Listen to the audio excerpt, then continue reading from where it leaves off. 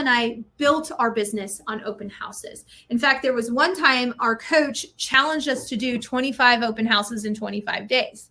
We couldn't even get through 7 open houses because we had started to generate so much business.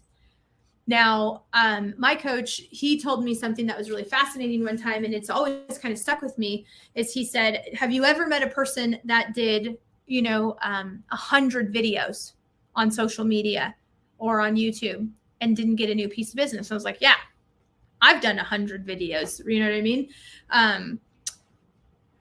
You can do a lot of videos. You can do a lot of social media posts and not get a new client under contract.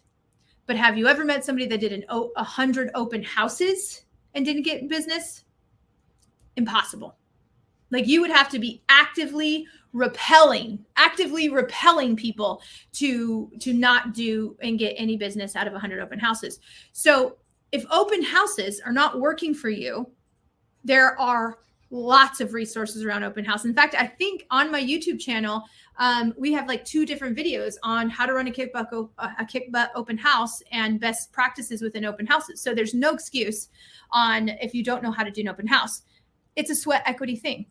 I will tell you that doing open houses in the summer in Phoenix absolutely sucks.